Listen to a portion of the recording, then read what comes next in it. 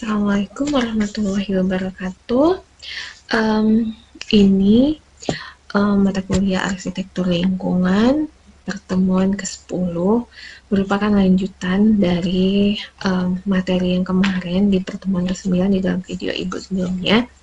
Ini video yang ke-10 berarti lanjutan, masih bahasanya tentang arsitektur tropis.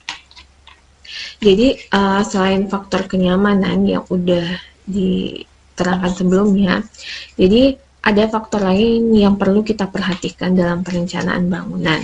Yang pertama itu adalah orientasi. Jadi orientasi ini berhubungan dengan perletakan lubang-lubang bukaan dinding yang dipengaruhi oleh orientasi bangunan terhadap mata angin karena sinar dan panas matahari yang masuk ke dalam lubang atau bukaan dinding tersebut. Jadi kenapa kita sangat perlu memperhatikan yang namanya bukaan dinding. Bukaan dinding ini bagian mana yang harus kita buka itu dipengaruhi oleh orientasi bangunan kita. Jadi perencanaan orientasi bangunan yang tepat dapat mengurangi sinar dan panas matahari yang masuk ke dalam bangunan. Jadi, namun masih dapat memanfaatkan terangnya langit atau skylight sebagai pencahayaan alami. Selain itu, orientasi bangunan juga dapat menentukan besarnya aliran udara yang dapat dimanfaatkan sebagai penetralisir kelembapan udara di dalam bangunan. Jadi orientasi bangunan itu juga pengaruhnya terhadap kelembapan udara di dalam bangunan. Jadi kalau tidak terlalu banyak panas matahari yang masuk ke dalam bangunan, otomatis kelembapan udara di dalam bangunan kita tidak terlalu tinggi. Terus aliran udaranya juga bisa dimanfaatkan secara maksimal. Terlebih lagi untuk daerah kita yang beriklim tropis lembab. Jadi yang pertama itu orientasi bangunan ini yang diperhatikan adalah orientasi bangunan terhadap matahari dan angin. Jadi bentuk bangunan itu diusahakan untuk memanjang ke arah timur dan barat dengan bidang timur dan barat sekecil mungkin. Jadi bangunan yang memanjang ke arah timur dan barat itu, jika bangunan kita orientasinya sebaiknya bidang permukaannya kecil. Jadi seperti dilihatkan kepada bangunan ini sinar matahari. Matahari yang itu akan sangat maksimal jika menghadap ke arah timur dan barat. Makanya orientasi bangunan atau bidangnya bidang yang mengenai sinar matahari itu lebih kecil dibandingkan bidang yang tidak terkena sinar matahari secara langsung. Jadi itu untuk mengurangi panas yang masuk ke dalam bangunan. Kemudian juga dilakukan orientasi bangunan ini penting dengan memanfaatkan angin agar terjadi pendinginan karena penguapan. Jadi kita perlu juga memanfaatkan dan tahu di mana arah orientasi angin yang paling banyak berhembus itu dari arah mana. Jadi di sanalah yang banyak kita beri bukaan. Kemudian bisa juga dilakukan dengan memasang kisi-kisi peneduh matahari di jendela dan ruang outdoor pada sore hari. Jadi ini sinar matahari dengan dipasang kisi-kisi di daerah sini. Jadi tetap ada bukaan, tetapi panas mataharinya tidak terlalu maksimal masuk ke dalam bangunan. Ini bagian misalkan bangunan kita terpaksa harus menghadap ke arah timur atau barat. Jadi makanya orientasi bangunan yang menghadap timur dan barat ini luas permukaannya jangan terlalu besar dibandingkan dengan yang menghadap ke arah utara selatan. Jadi ini luas permukaannya kecil agar tidak terlalu banyak panas matahari yang masuk ke dalam bangunan. Kemudian seperti ini contohnya. Jadi gimana kita memanfaatkan sinar matahari. Jadi jika bangunan kita terpaksa menghadap ke arah timur ataupun barat, jadi usahakan yang menghadap ke timur itu adalah bagian depan kalau bisa. bagian belakang yang menghadap ke barat. Nah, jadi kalau dilihat dari denah, jadi ruang tidur ini kita beri bukaan bisa mendapatkan sinar matahari pagi ke dalam bangunan. Jadi diberi bukaan di sini. Untuk sinar matahari pagi itu baik, sedangkan sinar matahari sore didapat di ruang tidur juga. Nah, untuk kamar mandi, kamar mandinya menghadap arah utara selatan. Dapur juga bisa mendapatkan sinar matahari sore maksimal, sedangkan sinar matahari pagi bisa juga masuk ke dalam ruangan di sini. Tetapi jumlahnya tidak terlalu banyak. Kemudian orientasi bangunan terhadap bukaan. Jadi orientasi bangunan ini berpengaruh juga terhadap bukaan. Bukaan ini di sini berhubungan dengan jendela dan ventilasi. Jadi yang paling baik itu kita adalah menggunakan cross ventilation seperti ini agar terjadi pertukaran udara. Jadi udara itu bisa masuk ke dalam ruangan dan bisa juga keluar dalam ruangan. Melalui cross ventilation sehingga kelembapan udara di dalam ruangan ini menjadi tetap terjaga. Jadi apa sih tujuan dari ventilasi itu? Ventilasi itu tujuannya yang pertama untuk menghilangkan gas-gas yang tidak menyenangkan yang ditimbulkan oleh keringat, pembakaran, atau juga pernapasan. Jadi kalau ada bau-bau yang nggak sedap itu bisa keluar lewat ventilasi sehingga di dalam ruangan itu tidak menjadi sangat pengap. Kemudian menghilangkan uap air yang timbul sewaktu memasak. Jadi kok panas waktu kita memasak, kalau itu nggak dikeluarkan, jadi akibatnya akan bisa menimbulkan pemanasan di dalam ruangan.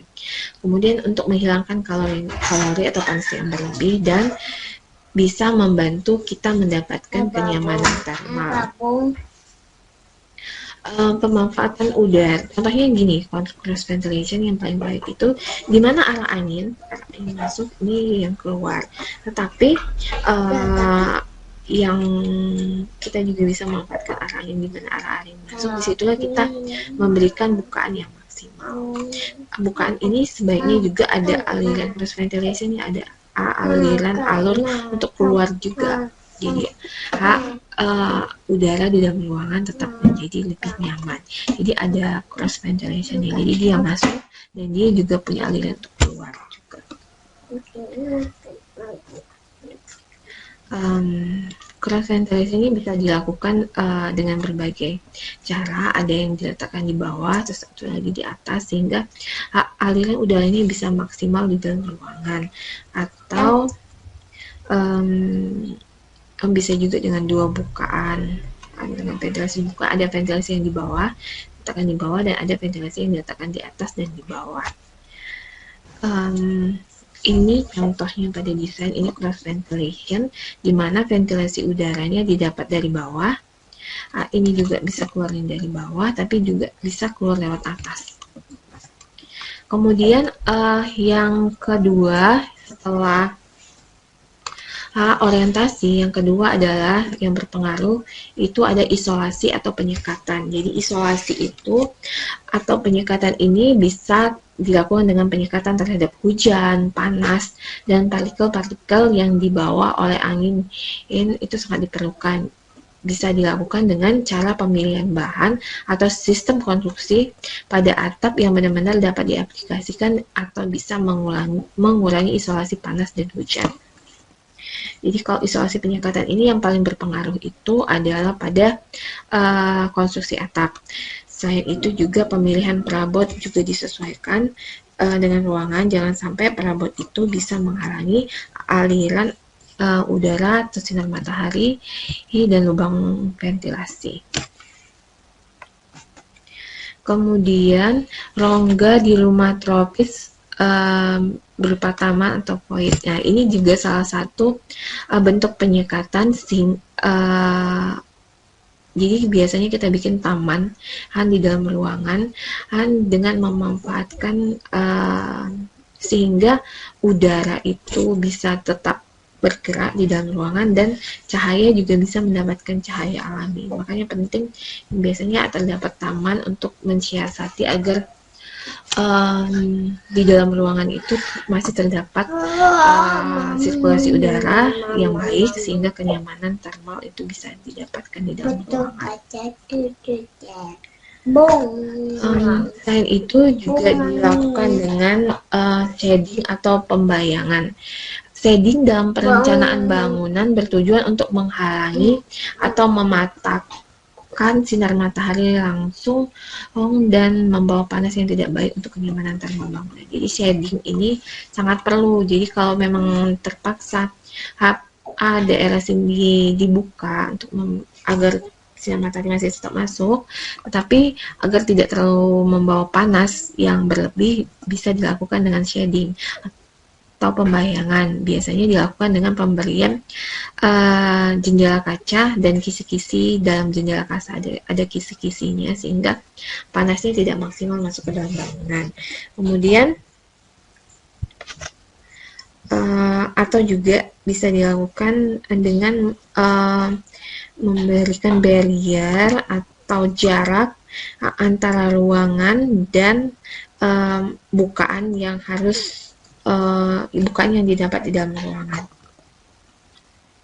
Jadi ini ada jaraknya, jadi matahari masuk ke sini, daerah yang bagian panas itu hanya daerah sini tetap mendapatkan cahaya, tetapi bisa tetap merasakan kenyamanan di dalamnya. Makanya adanya pemberian kisi-kisi atau shading yang pada bangunan.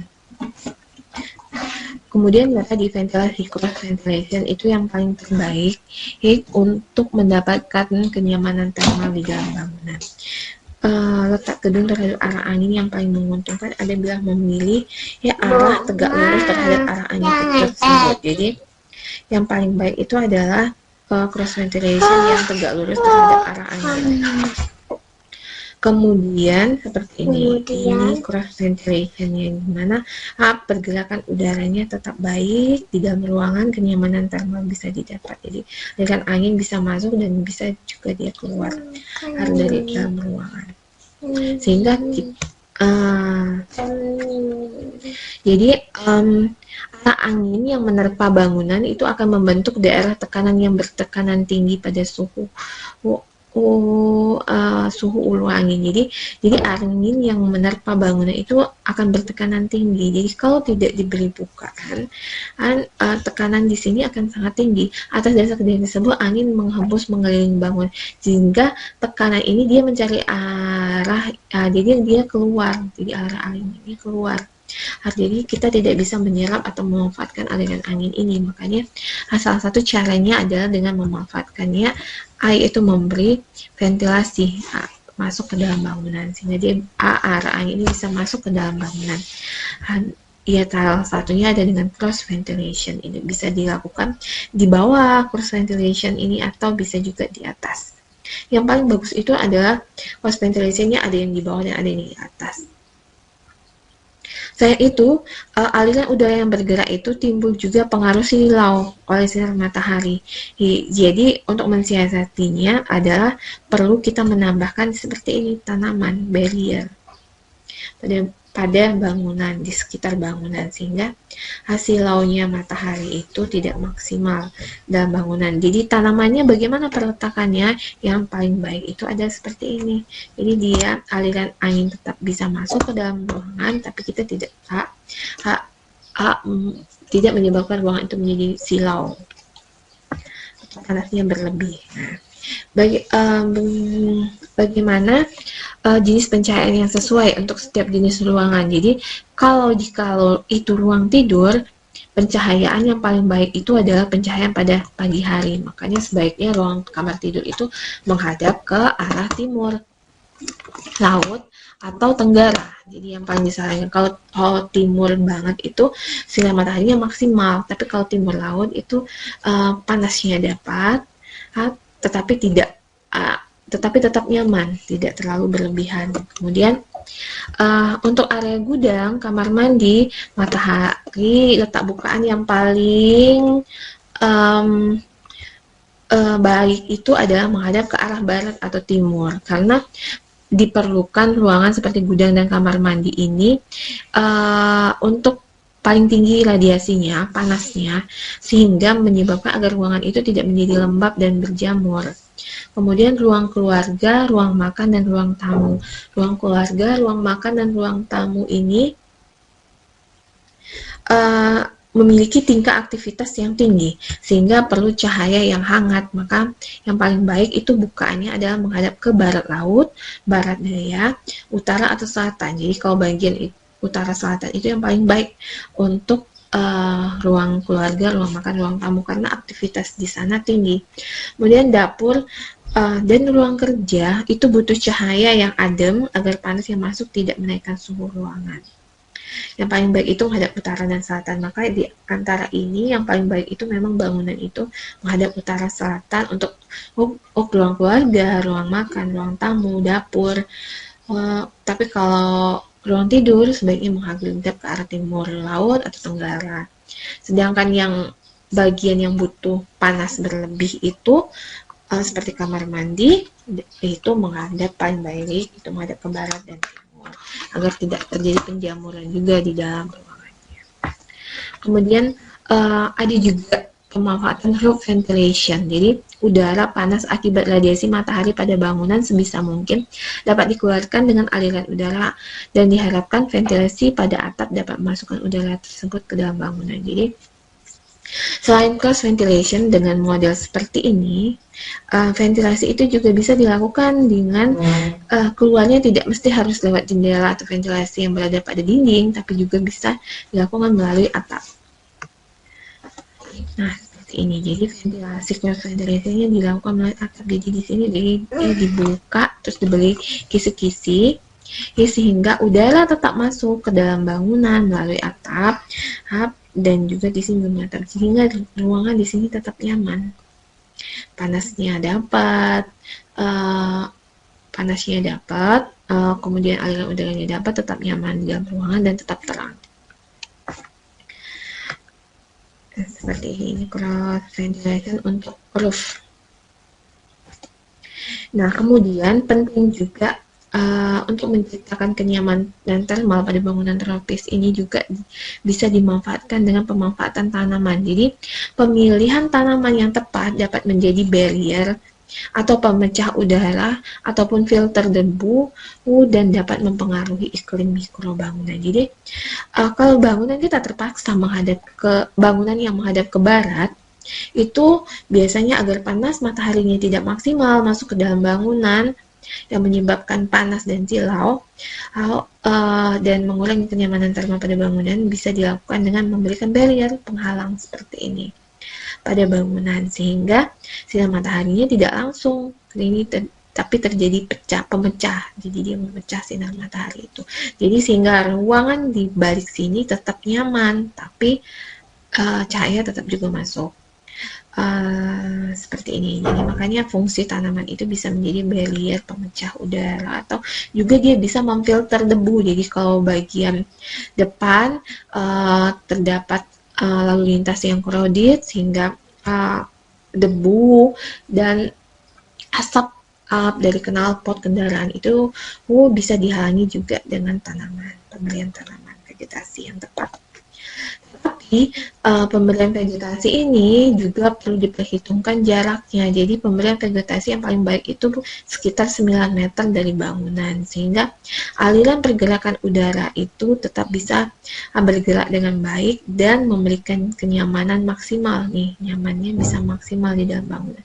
Kalau berjarak 3 meter kenyamanannya tidak terlalu baik, tidak maksimal di dalam ruangan.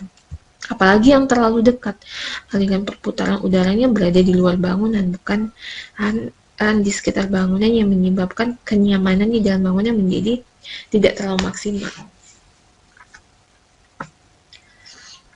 Seperti ini, perlunya barrier atau tanaman yang bisa menjadi barrier penghalang sinar matahari yang masuk langsung ke dalam bangunan yang di sini. Selain itu, pembayangannya kita bisa tetap bisa membuat ruang luar di balik pepohonan ini sehingga ruang di sini tetap nyaman walaupun di luar bangunannya karena adanya tanaman ini. Kemudian bahan bangunan, material bangunan ini juga punya peranan penting dalam penyerapan dan pemantulan panas sehingga mempengaruhi kenyamanan di dalam ruangan. Jadi yang paling baik itu bisa menyerap panas, bangunan itu bisa menyerap panas maksimal dan bisa memantulkannya kembali. Kalau dia nggak bisa memantulkannya, hanya menyerap saja, akibatnya ruangan di dalam itu menjadi lebih panas karena serapannya tinggi gitu. Jadi dinding itu penggunaan dinding. Jadi yang paling baik itu adalah menggunakan dinding kayu itu menggunakan warna muda karena penyerapannya bisa maksimal dan dia juga bisa memantulkan maksimal. Ya, sedangkan kalau dinding batu yang menggunakan marmer dibandingkan batu merah dan beton ekspos, yang paling baik itu adalah marmer.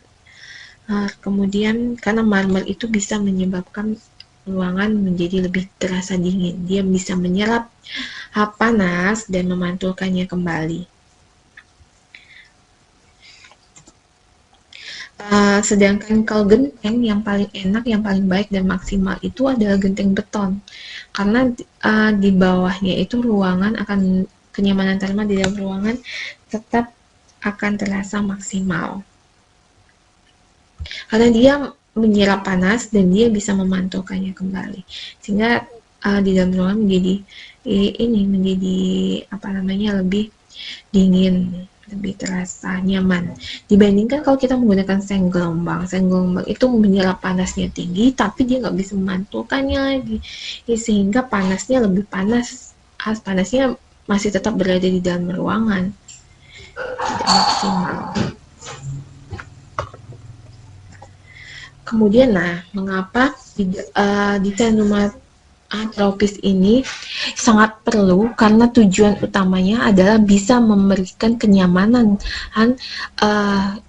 ketika kita menempati rumah tersebut tanpa tergantung dengan yang namanya air condition, tanpa tergantung dengan AC. Jadi walaupun tanpa AC, rumah kita tetap nyaman untuk ditempati.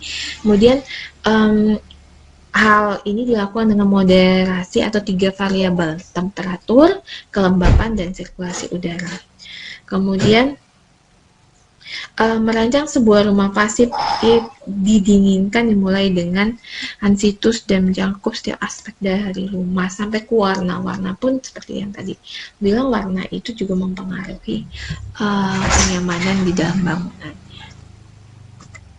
Jadi dampak lingkungan dengan penerapan arsitektur tropis ini dalam jangka pendeknya akan tercipta kenyamanan hunian. Di setumpulah jangka pendek hanya akan tercipta kenyamanan hunian. Yang kedua, penghematan energi. Jadi karena kita tidak perlu menggunakan air conditioner, AC di dalam ruangan, jadi pemakaian energi itu tidak akan terlalu besar. Kemudian ruangan kita tetap nyaman. Dalam jangka panjangnya akan memberikan dampak terjaganya kelestarian alam, sustainable itu keberlanjutan. Karena konsep arsitektur tropis itu menyatu dengan alam, bukannya merusak alam, dan akan semakin berkembangnya konsep arsitektur tropis hingga semakin banyak peminatnya. Itu dampak jangka panjangnya. Makanya mempelajari arsitektur tropis dan menerapkan arsitektur tropis itu penting untuk dilakukan. Oke, terima kasih. Ini pertemuan ke-10 kita untuk mata kuliah arsitektur lingkungan.